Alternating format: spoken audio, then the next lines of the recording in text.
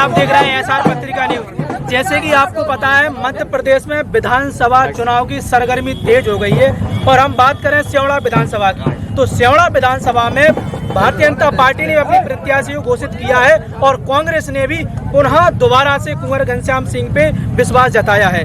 आज हम चर्चा करने वाले हैं कांग्रेस प्रत्याशी घनश्याम सिंह जी से। आपका स्वागत है हमारे चैनल में। धन्यवाद बहुत बहुत आपका। सबसे पहले आपका जो है आपको बधाई शुभकामनाएं कि कांग्रेस पार्टी ने आपको दोबारा प्रत्याशी बनाया। जैसे कि आप 2018 से 23 तक विधायक रहे, इस दौरान आपने विधानसभा में क्या क्या कार्य करवाए? मैंने सेवड़ा विधानसभा क्षेत्र से संबंधित हर मुद्दा विधानसभा में उठाया, चाहे टूटे हुए तीनों पुलों का मामला हो, चाहे बाढ़ग्रस्त क्षेत्र में सही वितरण नहीं हुआ राहत राशि का, विस्थापितों को दूसरी जगह बसाने का कोई प्लान नहीं बना, इसके साथ ही दतिया सेवड़ा रोड का चौड़ीकरण, इसकी मांग मैंने रखी, इंदरगढ़ बाईपास का मुद्दा मैंने बहुत जोरदारी से उठाया। ये सारे मुद्दे मैंने उठाए। इसके अलावा बिजली का संकट के बारे में भी उठाया।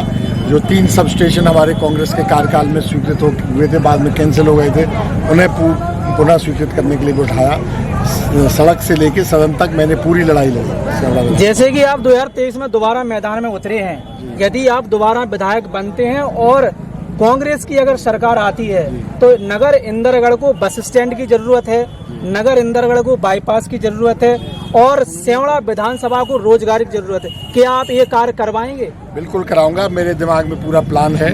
सेवड़ा तो एक पर्यटन क्षेत्र के रूप में विकसित होना चाहिए।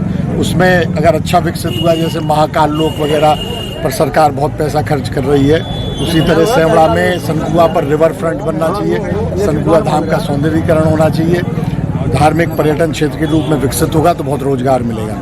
इंदरगढ़ में कृषि आधारित उद्योग लगने की संभावना है। पूरी कृषि प्रधान क्षेत्र का केंद्र बिंदु है इंदरगढ़ में शासकीय भूमि जो सरकारी फार्म था वो भी अभी उद्योग के लिए दिए जाने की बात हुई है, तो वहाँ कृषि आधारित उद्योग जैसे धान मिल लग सकती है, राइस मिल, पोहा फैक्ट्रियाँ लग सकती हैं, गेहूं पर आधारित आटा मिल लग सकती हैं, इथेनॉल का प्लांट लग सकता है, शुगर फैक्ट्री लग सकती है। ये सारी संभावनाएं हैं। ये पूरा मैं प्रयास करूंगा।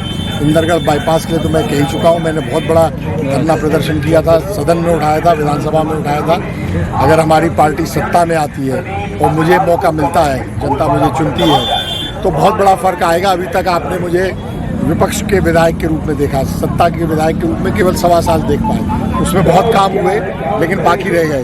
अब आप अगर विधायक चुनेंगे, जनता चुनेगी तो सत्ताधारी पार्टी के विधायक के रूप में चुनेगी, बहुत फर्क पड़ेगा। बहुत प्लानिंग है मेरे पास सेवड़ा के लिए।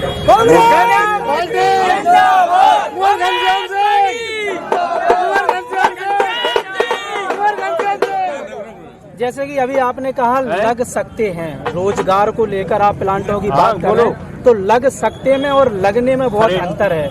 लग सकते हैं यही कहेंगे, जब हम पावर में आएंगे तो फिर हम लग सकते हैं को लगेंगे के रूप में परिवर्तित करेंगे। जैसे कि आप 2018 में विधायक रहे, अब इस बार आप किन मुद्दों को लेकर जनता के बीच में जा रहे हैं? मैंने कहा मुद्दे बहुत हैं, प्रदेश स्तरीय मुद्दे हैं।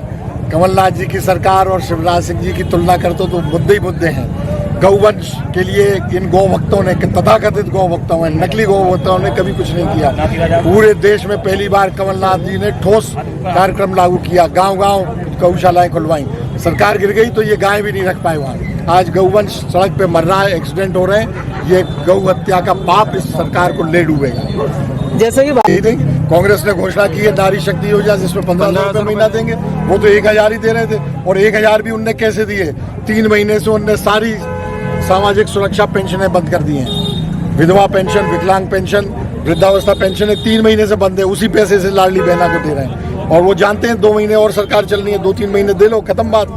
और फिर उनने 1250 किए, कमलनाथ जी ने तो 1500 की घोषणा की। कर्नाटक में 2000 लागू है, हो गया है लागू, 2000 मिल रहा है महिलाओं को 2-3 महीने से।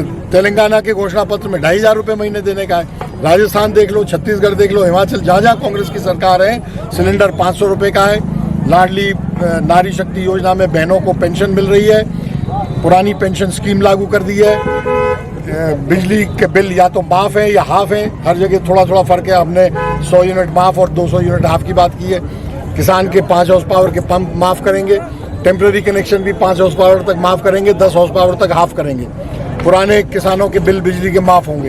ये सारी घोषणाएं हमारी सरकार ने की है और हमारी सरकारों ने 4 राज्यों में लागू करके बता दिया है। इसलिए वो जनता विश्वास कर रही है, इन पर विश्वास उठ गया है। ये कोरी घोषणा है। आखिरी और अहम सवाल, क्योंकि इस बार मध्य प्रदेश में महिलाओं को लेकर चुनाव हो रहा है और महिलाएं जो वोटर हैं वो 41 जिलों में निर्णायक हैं। तो जैसे कि भारतीय जनता पार्टी ने महिला आरक्षण बिल 33% पास किया है और उसका प्रचार प्रसार भी हो रहा है। वो केवल दिखाने के लिए करते हैं। जैसे लाडली बहना, उनने 2 साल पहले क्यों नहीं की, 5 साल पहले क्यों नहीं की, 18 साल से वो राज्य में क्यों नहीं की। तो वो दिखाने के लिए आखिरी टाइम हमारी सरकार जा रही है, 3-4 महीने देना है। वो भी सामाजिक सुरक्षा पेंशन बंद करके देना है। इसी तरह महिलाओं को आरक्षण देना था, संविधान संशोधन विधेयक पास किया था तो तत्काल लागू कर देना, अगले चुनाव में लागू हो जाता। उन्हें अनिश्चितता कर दी, पता नहीं कब परिसीमन होगा, कब जनगणना होगी। तो वो केवल देखने दिखाने का लॉलीपॉप है, वो हितैषी नहीं है महिला।